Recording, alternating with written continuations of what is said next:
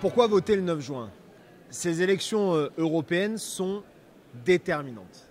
Elles se déroulent dans un contexte à nul autre pareil.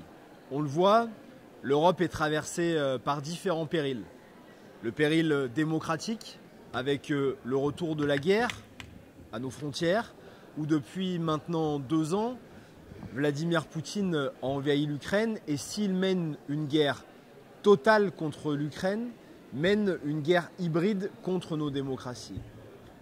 Une crise écologique, où là encore, il est minuit moins 1 et ce mandat qui doit s'ouvrir va être celui qui va devoir amener et accompagner les grandes transitions écologiques pour permettre à la fois de vivre mieux et de vivre dans un continent où nous pouvons avoir une perspective d'avenir.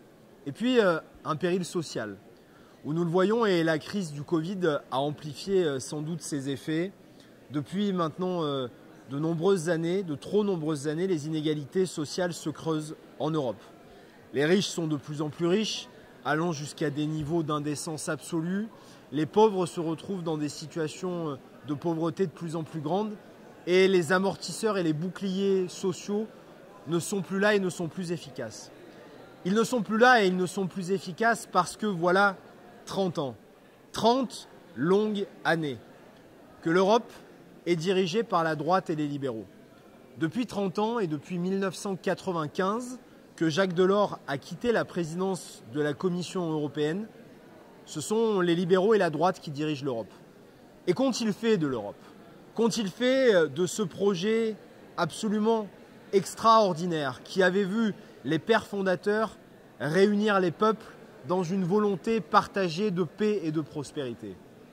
Ils ont fait de l'Europe un grand marché à ciel ouvert et en mettant finalement une religion en haut de tout, qui est le dogme de la concurrence libre et non faussée.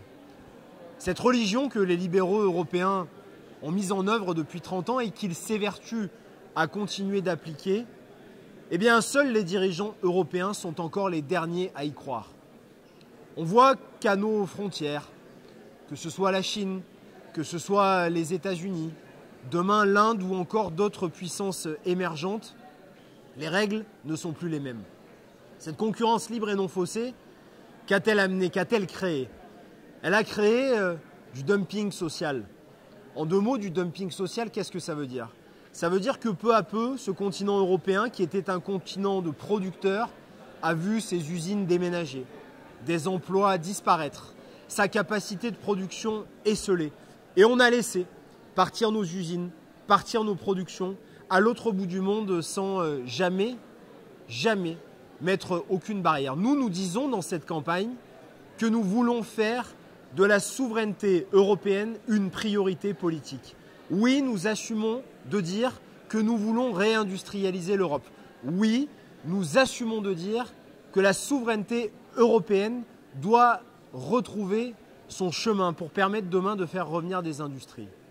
Je vais vous prendre un exemple très précis que soutiennent les libéraux et que soutient en particulier le président de la République Emmanuel Macron et sa candidate Valérie Ayé dans cette campagne. Quand je vous parle de désindustrialisation, il y a un exemple qui est flagrant. C'est celui des panneaux photovoltaïques.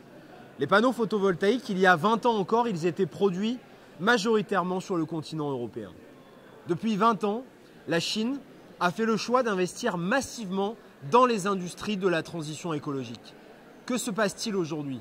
Quand vous achetez un panneau solaire pour votre maison, pour votre appartement, pour un bâtiment public dans une collectivité, il y a 9 chances sur 10 que ce panneau solaire soit fabriqué en Chine. Parce que le gouvernement chinois a décidé de faire venir ces industries sur son continent. Et que se passe-t-il quand la Chine produit des panneaux photovoltaïques? Elle arrive sur la part du continent européen et il y a un droit de douane en Europe. Ce droit de douane en Europe, il est de 16%. Quand ce même panneau solaire chinois va de l'autre côté de l'Atlantique, au Canada, il est par exemple taxé à 256%. Et quand il va aux États-Unis, il est taxé à 50%. Et c'est là où on voit que cette concurrence libre et non faussée, qui a été le mythe des libéraux, soutenu par Emmanuel Macron, est en train de s'effondrer. Et donc, nous devons remettre en place des barrières qui permettent de renforcer notre industrie. Nous sommes ici en Gironde, en région Nouvelle-Aquitaine, dans une région fortement industrielle, avec un potentiel de développement extraordinaire. Eh bien, nous devons accompagner, soutenir, défendre nos producteurs, soutenir nos industries, en les accompagnant dans une stratégie de la priorité pour l'Europe. Le deuxième sujet que nous voulons mettre en œuvre dans cette campagne, c'est une Europe plus juste et une Europe plus sociale. Je vous le disais, les inégalités n'ont jamais été aussi grandes ces dernières années. Et que voit-on autour de nous? Que voit-on précisément en Europe et en France depuis 7 ans avec Emmanuel Macron? Eh bien, on voit que le travail, c'est-à-dire votre travail de tous les jours, est plus taxé que le capital. Qu'est-ce que ça veut dire? Ça veut dire qu'en Europe, il vaut mieux être rentier ou héritier que travailler. Eh bien, nous voulons une juste répartition fiscale à l'échelle de l'Europe. C'est pourquoi nous proposons la création d'un impôt sur la fortune européen qui permettra de générer 400 milliards d'euros chaque année et qui taxera les multimillionnaires et les milliardaires pour financer demain la transition écologique et les mesures d'accompagnement et de justice sociale. Un deuxième exemple précis sur plus d'équité. Nous voulons harmoniser les salaires à l'échelle européenne et nous souhaitons notamment que les inégalités de salaire dans les entreprises ne soient plus aussi honteuses qu'elles le soient aujourd'hui. Vous avez toutes et tous entendu parler sans doute de Carlos Tavares, le PDG de Stellantis, qui il y a quelques semaines s'est fait voter un chèque annuel de salaire de 36 millions d'euros.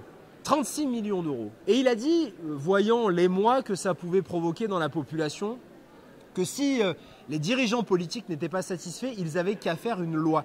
Eh bien, nous disons, nous, demain, au Parlement européen, nous ferons une loi qui limitera les écarts de salaire de 1 à 20 dans une même entreprise. Ça veut dire qu'il ne pourra pas y avoir plus de 1 à 20 d'écart entre le plus petit salaire de l'entreprise et le plus grand. Ce qui fait que si demain, M. Tavares veut gagner 36 millions d'euros, alors il devra payer son premier employé 1,8 million d'euros. Et puis enfin, le dernier projet politique que je voudrais mettre en avant, c'est une Europe féministe. Nous voulons faire de l'Europe le plus grand continent féministe. Aujourd'hui, les écarts de salaire entre un homme et une femme sont encore colossaux. Aujourd'hui, en Europe, dans certains pays, je pense notamment à la Hongrie, à Malte ou même à l'Italie, le droit à l'avortement est mis en cause.